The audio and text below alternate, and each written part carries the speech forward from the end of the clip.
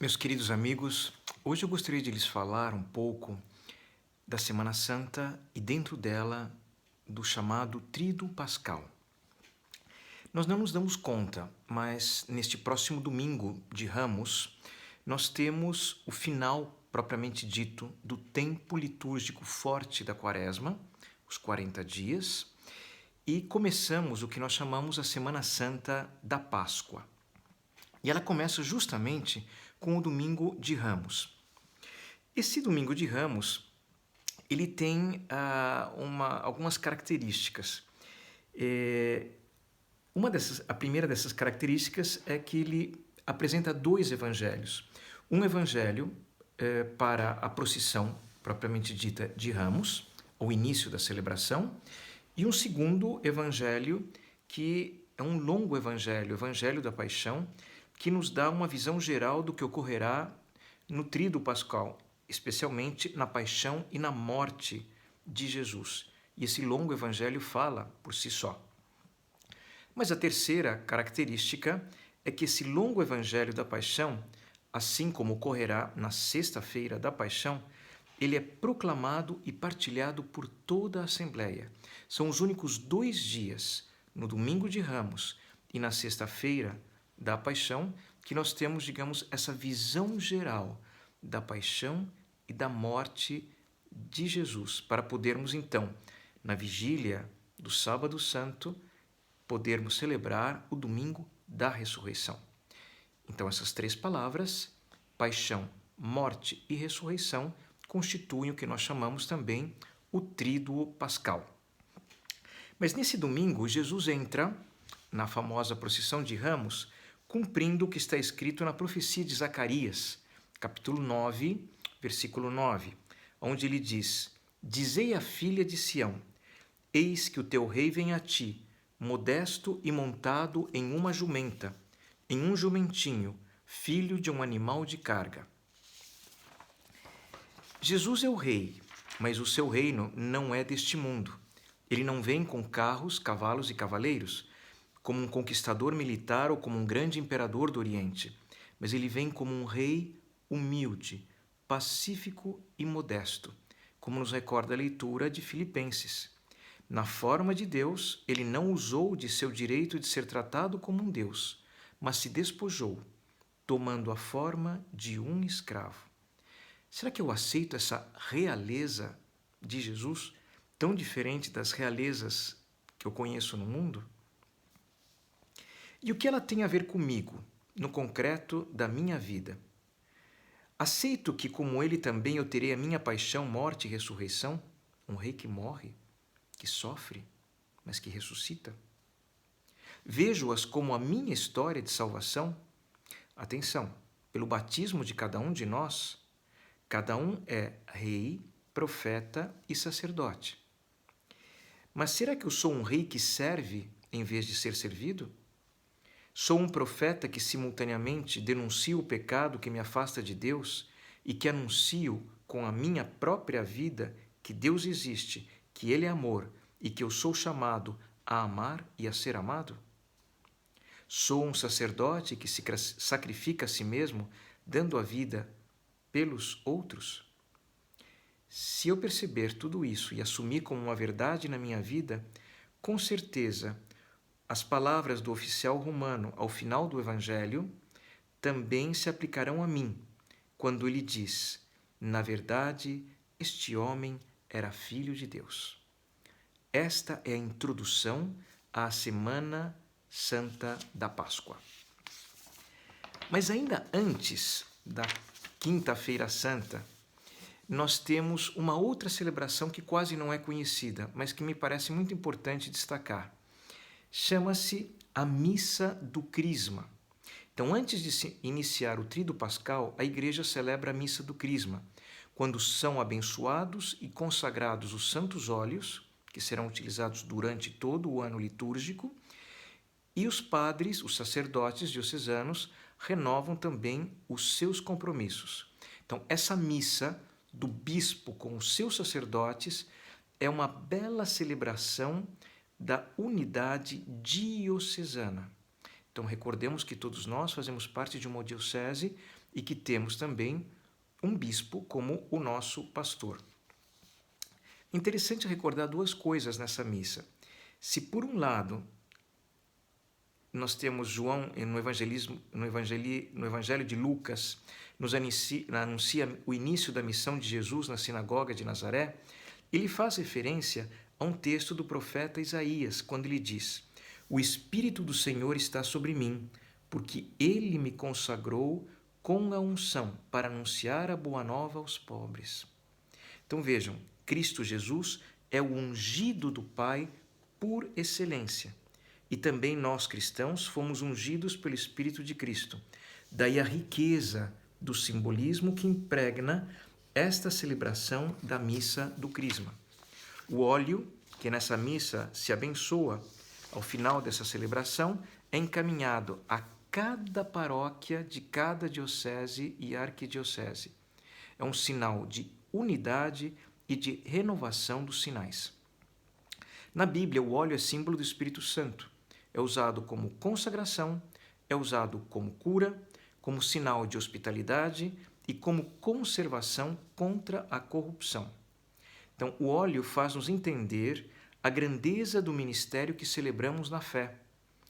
O Santo Crisma, mistura de óleo e de perfume, simboliza o próprio Espírito Santo, com o qual Jesus foi consagrado para a missão messiânica. Como sabemos, Messias ou Cristo significa ungido. O óleo dos catecúmenos indica a fortaleza na luta da vida cristã. O óleo dos enfermos, usado pelos sacerdotes na unção dos doentes, é sinal de força, alívio, conforto, perdão e libertação. Então, conforme a tradição, nesta missa consagram-se o Santo Crisma para significar o dom do Espírito Santo no batismo, na confirmação ou crisma e na ordem, além de ser utilizado para a consagração do altar e a dedicação das igrejas. Nessa missa também se exalta o papel do sacerdócio, que, como o rei que nós vimos no domingo de Ramos, é um rei que vem para servir, é alguém que vem para dar a vida por. Então, o Santo Padre, Papa Francisco, ele está nos pedindo demais que todos nós, sacerdotes, tenhamos coragem. Coragem significa a força que vem do coração, um coração que atua para fazer o bem, não importando a quem, porque Deus é o sumo bem, o sumo belo e é o sumo bom. Então é isso que nós, sacerdotes e todo cristão batizado, nesse sentido, deve fazer. E por isso Jesus ressuscitado, ele nos diz: não tenham medo, creiam somente. Ânimo, sou eu, não tenham medo. Essa coragem que hoje a Igreja pede de nós, sacerdotes e cristãos. Devemos também nos recordar que essa celebração da Missa dos Santos Óleos nos recorda que nós, que fomos batizados e crismados, devemos ser missionários. Então devemos ir também às periferias existenciais, como nos pede o Papa Francisco, e devemos anunciar que o Cristo está vivo e ressuscitado em nosso meio e que através do nosso testemunho ele pode ser visto e presenciado também. E é o que nós passamos agora a celebrar no Tríduo Pascal propriamente dito. Então, nesse mesmo dia, nessa mesma quinta-feira, nós começamos com a primeira das celebrações do Tríduo Pascal, a chamada Ceia do Senhor. Com a Quinta-feira Santa, iniciamos o chamado Tríduo Pascal, revivendo a paixão, morte e ressurreição de Jesus e o ápice da nossa fé. Esta última ceia do Senhor e o lava-pés nos dão de presente a instituição da Eucaristia e do sacerdócio. Então, atenção, a origem de dois dos sacramentos que nós possuímos, aí estão. Eis a importância dessa celebração da Santa Ceia e do lava-pés. É interessante que ela remonta à Páscoa dos nossos irmãos mais velhos na fé, como dizia São João Paulo II, ou dos nossos pais na fé, como prefere dizer o Papa Francisco. Eles nos recordam o Pessah. a passagem de Deus por esta terra para libertar o povo hebreu da escravidão do Egito. Então, a Páscoa para nós simboliza a passagem de Deus na nossa vida para libertar-nos do pecado e da morte. Dar a morte ao pecado e do pecado da morte também. O símbolo do Pessá hebreu é o cordeiro imolado. Para nós é a Eucaristia. Por isso começa justamente com essa Santa Ceia. E o Pessá, além de comerem o cordeiro imolado, os judeus devem estar com os rins cingidos, as sandálias nos pés e o cajado na mão, conforme vemos em Êxodo 12. E nos perguntamos, a nós cristãos, será que nós estamos prontos para realizar a vontade do Senhor na vocação e na missão que Ele mesmo nos concedeu? Jesus, como bom judeu, ele também celebra o Pessá com os seus apóstolos. Sabendo que tinha chegado a sua hora de passar deste mundo, tendo amado os seus que estavam no mundo, amou-os até o fim. E como sinal de seu sacerdócio, que quer dizer sim e serviço, lavou os pés de cada um deles. Essa é a instituição do sacerdócio. Mas no concreto da minha vida, como cristão, o que significa lavar os pés? Creio que seriam 2 gestos da mesma humildade. Tenho a humildade de lavar os pés do meu próximo? Tenho a humildade de permitir que meu próximo me lave os pés? Entretanto, o exemplo de sim e serviço de Jesus, sacerdócio, transmitido oralmente por 30 anos, por fim ficou plasmado no mais antigo relato da instituição da Eucaristia que possuímos, narrado por São Paulo na primeira carta aos Coríntios. Carta esta que foi escrita ao redor do ano 54 e que, portanto, é anterior à redação dos 4 evangelhos que foram escritos entre os anos 64 e 95 aproximadamente. É interessante. Vejam a força que devia ter aquela narrativa. Paulo não estava presente na Santa Ceia e no lava-pés, mas é ele quem nos transmite. E São Paulo testemunha, na primeira carta aos Coríntios, capítulo 11, 23 a 26. O que eu recebi do Senhor foi isso que eu vos transmiti. Todas as vezes de fato que comerdes deste pão e beberdes deste cálice, estareis proclamando a morte do Senhor até que ele venha. Eis a instituição da Eucaristia, eis a comunhão, a comum união. O que eu posso dizer, então, do primeiro dia do Tríduo Pascal, da Quinta-feira Santa, da Ceia do Senhor e do lava-pés. Senhor, és o Cordeiro imolado, e na Eucaristia, em comum união, que o meu sim seja fecundo, o meu serviço alegre e a tua Páscoa, esperança e redenção. Mas passamos agora para o Tríduo Pascal. A Sexta-feira Santa, Paixão do Senhor, é o segundo dia do Tríduo. Nele nós vemos a árvore da vida, o trono da graça, que nada mais é do que a cruz. É interessante, a celebração da paixão e morte de Jesus é nua e crua. Não há Eucaristia, mas há comunhão. Comum união na sua paixão, que quer dizer compaixão. Simplesmente Jesus morre por compaixão para comigo, por sentir a minha paixão, sofrimento e dor, e para que também eu possa sentir compaixão pela dor do meu irmão.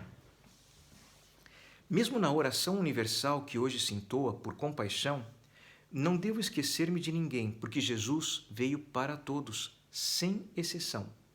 Mesmo para aqueles que ainda não o compreendem, não o aceitam, talvez ainda não o conheça ou mesmo ainda o persigam. E na adoração da cruz eu não adoro um pedaço de madeira, mas sim aquele que ali morreu por amor a mim e a toda a humanidade.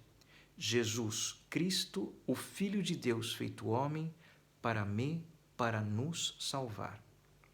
É triste, São Francisco de Assis tantas vezes dizia: infelizmente, o amor não é amado. Ele é crucificado. E assim foi. E por isso nós temos a leitura de Isaías 52, o quarto canto do servo sofredor, que diz: tão desfigurado ele estava, que não parecia ser um homem ou ter aspecto humano. Mesmo sendo também eu, como cristão, um servo sofredor, atrevo-me a servir através do sofrimento? E ele nos recorda o que o sacerdote Anás já havia declarado ante os judeus no Evangelho de São João: é preferível que um só morra pelo povo. Mas eu consigo associar a minha paixão, sofrimento e a dos meus entes queridos à paixão de Cristo e dar-lhe um sentido de esperança? É novamente Isaías que nos ajuda. Mas ele foi ferido por causa dos nossos pecados, esmagado por causa de nossos crimes. A punição a ele imposta era o preço da nossa paz, e suas feridas o preço da nossa cura. É disso que Jesus vem nos salvar. Ele vem nos curar do pecado e da morte. Se efetivamente desejo ser curado, devo seguir a recomendação do autor da Epístola aos Hebreus. Aproximemo-nos então com toda a confiança do trono da graça, para conseguirmos misericórdia e alcançarmos a graça de um auxílio no momento oportuno. O trono da graça é a cruz. Identifico a minha cruz pessoal, aceito-a, carrego-a. Associo com a cruz de Cristo, aceito-a como sinal da misericórdia de Deus, percebo as graças, o trono da graça, que me vem de sua aceitação. A cruz é o trono da graça, e se eu a aceito e a carrega, ela passa a ser a minha história de salvação. E exatamente como Jesus fez e faz no longo Evangelho da Paixão de hoje, mais uma vez compartilhado com a comunidade, eu gostaria de ressaltar apenas 3 versículos, porque o Evangelho fala por si só. O primeiro, João 8, 4 a 5. A quem procurais? Responderam: Jesus, o Nazareno. Disse-lhes: sou eu. A quem eu procuro? O que eu procuro? A quem ou a que dedico o meu tempo e a minha energia? Que sentido tem essa dedicação na minha vida? Ou, o que ou quem eu procuro não é onde está o meu coração e o meu tesouro? Contudo, o segundo versículo deixa muito claro: meu reino não é deste mundo. Tu o dizes: eu sou rei, eu nasci e vim ao mundo para isto, para dar testemunho da verdade. Todo aquele que é da verdade escuta a minha voz. Aparentemente, ao final desse evangelho, como já escutamos no domingo, houve um fracasso de Jesus. Aquele Salvador, libertador esperado, não veio. Então, o último versículo diz: ele tomou o vinagre e disse: tudo está consumado. Simplesmente o amor consumou-se. Mas recordemos, em Deus não há fracasso, mas a história de salvação. E a árvore da vida, o trono da graça, é a cruz. Hoje, como resumo, na sexta-feira da paixão, eu diria: Senhor, que a minha cruz, na tua cruz, seja vida e luz. Mas passamos para o sábado. Contudo, antes da vigília pascal, nós temos que mencionar algo que hoje em dia está passando desapercebido pelo cristão. Chama-se a memória de Santa Maria no sábado. Os evangelhos calam sobre o que ocorreu no sábado santo, pois era o Pessá, a Páscoa dos judeus, e passam diretamente da sexta-feira da paixão para a madrugada do domingo da ressurreição, o que seria a nossa vigília pascal, aquilo que nós celebramos nesse sábado à noite. Como estariam Maria, a mãe de Jesus, as demais mulheres, os apóstolos e os discípulos e todos os que amavam Jesus naquele dia? Podemos apenas inferir os seus sentimentos e ações: dor, confusão, medo, frustração, dúvida, dispersão, fuga e decepção. Mais ou menos os mesmos sentimentos que aparecem na conversa dos 2 discípulos que caminhavam em direção a Emaús no domingo da ressurreição, conforme Lucas 24, 13 a 35. e muitas vezes os mesmos sentimentos que nós, em vários momentos da nossa vida, temos carregado também. Mas se as Escrituras calam, uma antiga tradição cristã merece ser mencionada, a chamada Memória de Santa Maria no sábado. Desde os primeiros séculos da era cristã, cresceu uma tradição que se formalizou no meio monástico medieval francês do século XII, segundo a qual, em qualquer período do ano, pode-se celebrar a memória de Santa Maria no sábado, como uma introdução ao domingo, dia do Senhor. Segundo essa tradição, Santa Maria, no grande sábado, o sábado santo, o sábado do grande silêncio sobre a terra, quando Cristo jazia no sepulcro, sustentada pela fé e pela esperança, só ela, entre os discípulos, esperou vigilante a ressurreição do Senhor. É tocante imaginar a força da fé da mãe de Jesus naquele momento, quando ela era já anciã para os padrões da época, pobre, viúva e que acabara de perder o seu único filho. Ela mantinha a esperança. Ela transformava pela fé a espera em esperança. Maria, mãe do silêncio, do sim e do Senhor, intercede por nós. E por isso, ao final de cada Ave Maria, nós dizemos: Santa Maria, Mãe de Deus, rogai por nós, pecadores, agora e na hora da nossa morte. Amém. Para todos aqueles que celebram a liturgia das horas, no ofício das vigílias desse dia, no primeiro ofício do dia, nós temos uma leitura de uma homilia anônima do século II, que se chama O Grande Silêncio sobre a Terra. Aos que puderem, leiam. É uma beleza. Jesus encontra-se com Adão e Eva, ele desce ao inferno, encontra-se com Adão e Eva e os liberta, prenunciando a sua ressurreição. Mas chegamos, por fim, ao tríduo pascal do Sábado Santo na Vigília Pascal. Nós vamos escutar: não está aqui. Esse é o grande versículo que nos fica do Evangelho.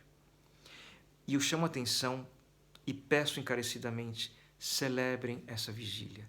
É a mais bela de todas as vigílias, a mãe de todas as vigílias, segundo Santo Agostinho, pois a criação em expectativa anseia pela revelação dos filhos de Deus, na esperança de ela também ser libertada da escravidão da corrupção para entrar na liberdade gloriosa dos filhos de Deus. A vigília pascal é a mais bela e rica em simbolismos de todas as celebrações cristãs, pois toda a igreja aguarda em vigília a ressurreição de seu Salvador. Mas poucos são os que dela participam e, portanto, ela quase não é conhecida. É uma pena. A mim me dá muita pena que não a conheçam. Ela começa na noite do Sábado Santo, de forma a terminar na madrugada do domingo da ressurreição do Senhor. E é uma sequência estética e acústica que tento resumir em seguida. Fora do átrio da igreja, há a bênção do fogo. Junto a uma fogueira, abençoa-se e acende-se o círio pascal do ano do Senhor de 2021. E todos os seus participantes, com velas acesas nas mãos, recordando o seu batismo, entram na igreja às escuras, com o canto do Lumen Christi, luz de Cristo. Para nós cristãos, sempre que no âmbito da fé tivermos uma vela acesa, ela recorda o nosso batismo e anuncia que o Cristo está vivo e ressuscitado em nosso meio. Para nós, cada vela passa a ser então um pequeno círio pascal. Já dentro da igreja, quando chegamos ao altar, canta-se o belíssimo Exultet. Exultai, em latim, o alegre e vibrante anúncio da Páscoa do Senhor, e ao término do cântico acendem-se as luzes da igreja, pois a luz vence a treva e a vida vence a morte. Esse é o sentido. Logo em seguida vem a liturgia da palavra. Seguem-se 7 leituras do Antigo Testamento que narram a história da salvação, cada uma seguida de um salmo responsorial e de uma oração. O Glória, que estava suspenso nos 40 dias da Quaresma, volta a ressoar, pois o nosso Salvador ressuscitou, e com ele todos nós. Acendem-se as velas do altar e os sinos da igreja repicam. A alegria. Lê-se um trecho da Epístola aos Hebreus e o Evangelho de São Marcos, por fim, proclama: Não vos assusteis, vós procurais Jesus de Nazaré, que foi crucificado. Ele ressuscitou, não está aqui. Segue-se então a liturgia batismal. Como a ressurreição de Cristo é o ponto essencial de nossa fé e de nosso batismo, celebra-se a liturgia batismal e nas paróquias realizam-se batismos, seguindo a tradição das primeiras comunidades cristãs que o celebravam na vigília pascal. Sucedem-se a ladainha dos santos, unindo as comunidades do céu e da terra, a bênção da água e a renovação de nossas promessas batismais.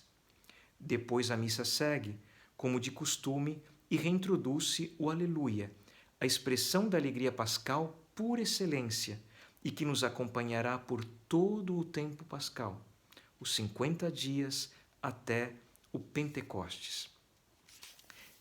São 9 as leituras, são muito longas, mas eu lhes pediria que prestassem atenção em cada uma delas e de cada uma delas pegassem um versículo, a palavra ou a expressão que lhes toca o coração. De cada uma delas, de cada uma dessas palavras, desses versículos ou dessas expressões, vocês vão encontrar palavras de vida e de esperança concretas para a Páscoa deste ano de 2021.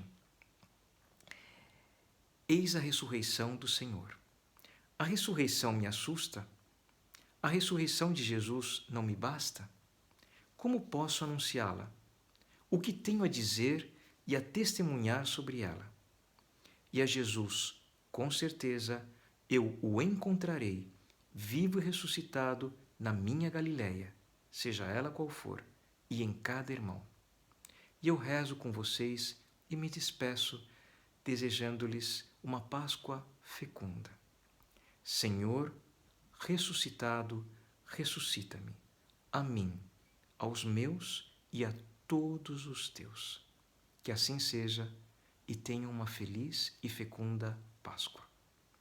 Dom Geraldo Gonzalez e Lima, Badia Primaciale, Santo Anselmo, Roma, Páscoa de 2021.